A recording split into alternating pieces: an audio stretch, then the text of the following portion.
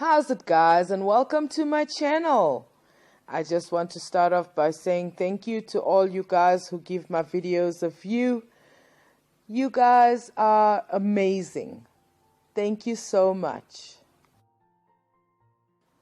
I want to start off with a correction in the last video, and no one even corrected me in the comments.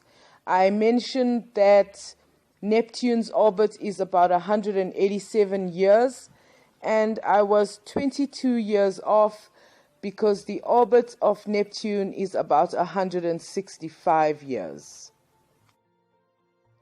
So something amazing is happening in my western skies right now. What is happening is that Venus and Mercury are chasing sunset.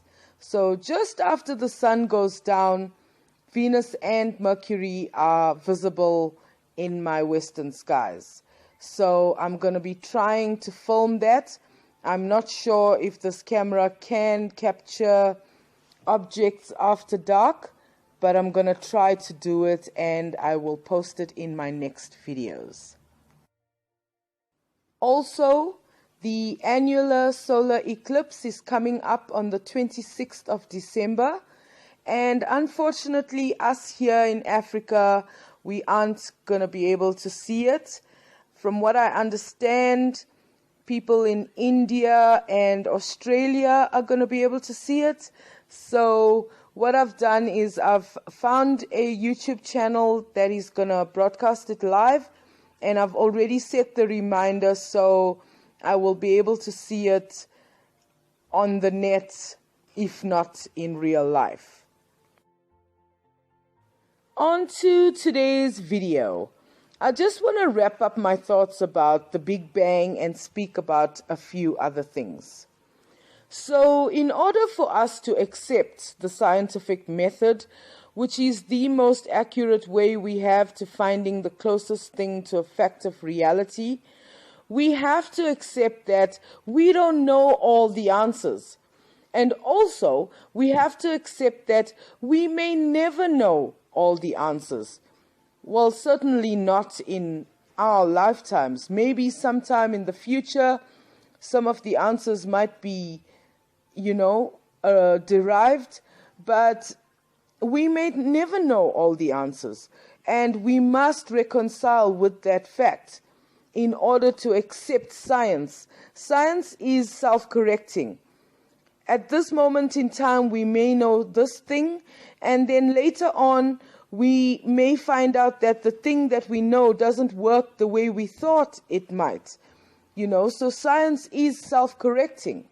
And more often than not with science is that as one question is answered or hypothesis confirmed, more questions are raised, but not with confusion, but with the hunger to know more. It is in our nature to want to know more. So the term the Big Bang not only confuses flat earthers and young earth creationists, but it also seems to confuse some people who are familiar with the scientific method and how it goes. So the Big Bang doesn't explain what happened, but that something happened. And that cataclysmic event caused a rapid expansion within a very short amount of time, right? And this video is partly inspired by Heath, because recently Heath highlighted a particular flat earther's misunderstanding of, everything. And from what I've noticed is that people have been trying to tell him and show him how wrong he is, but he just digs in his heels deeper, right? So there's a magazine called Scientific American. It's a magazine which publishes articles of scientific interest, but it isn't a scientific journal, like a peer-reviewed journal. This deceptively named magazine recently published an article called The Cosmological Problem. And this article suggests that we don't know what we think we know about the universe because we don't know what caused the universe into existence.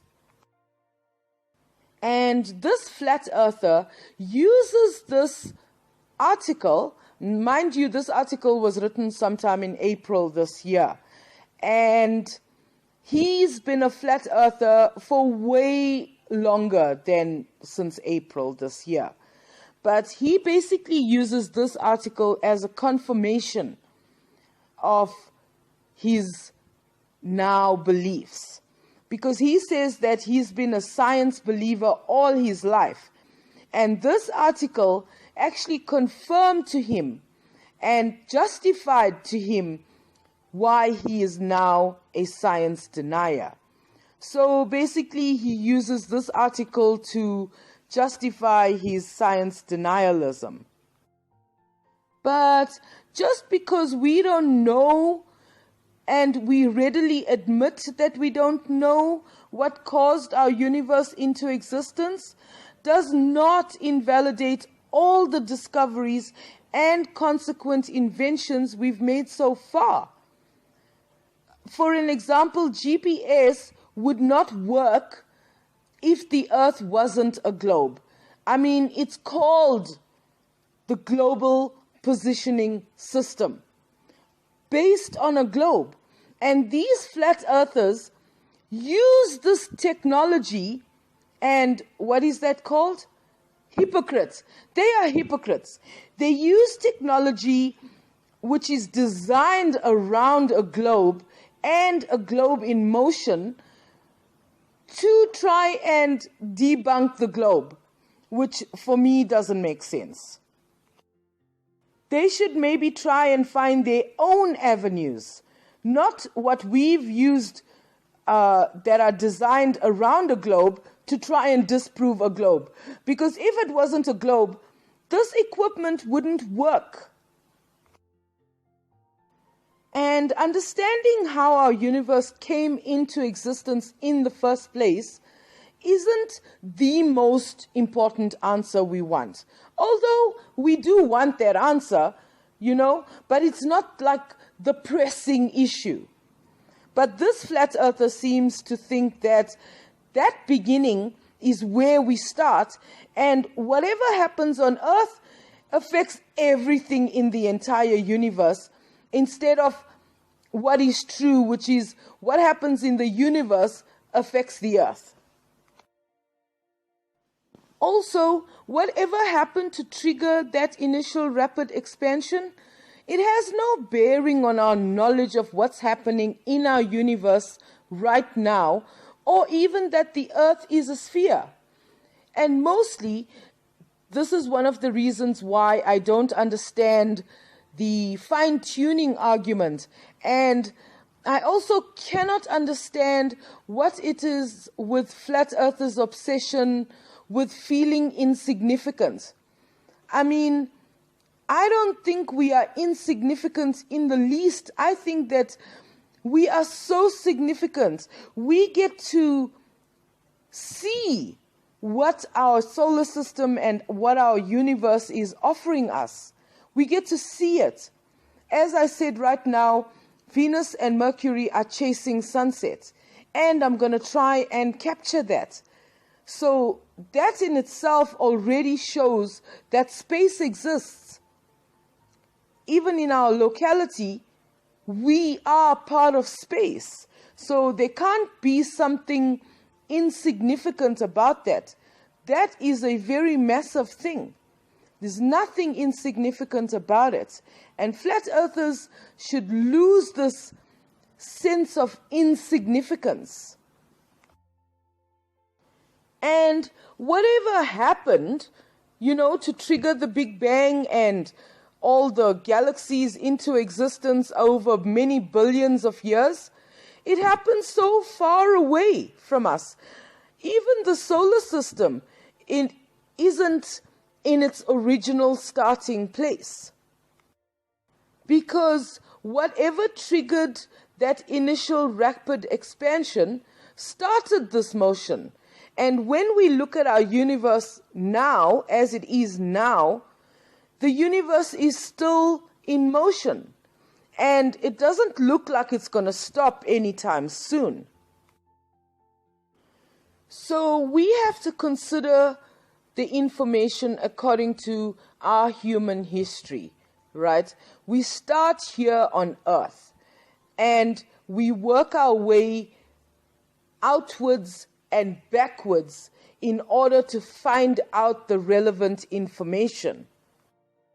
So what we found out was that there was something that triggered the universe into existence, and we don't know what it is. So we start there, right? At 13.8 billion years ago, the universe came into existence, and then there was all of that happened. 9 billion years pass before our solar system comes into existence, right?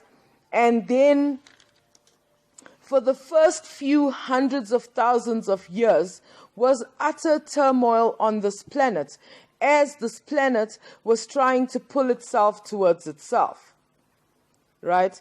And we don't know what started it, but scientists are working on it. And if you want to know or find out how the stars and galaxies formed, you will have to go check out the field of study called nucleosynthesis. And then if you want to find out how life may have started on Earth, you will check out the field of study known as abiogenesis. And life first appeared on Earth about between 4.1 and 3.8 billion years ago. And then starts evolution. And if you wanted to know how life evolved over the vast spans of time, and it was known about before Darwin. Darwin was just able to name the mechanism, which includes changes over time. You might want to check out the field of study known as evolution. And Darwin's book isn't about racism. It's about minute changes in those organisms, vegetables and animals, over some time. That's all it is.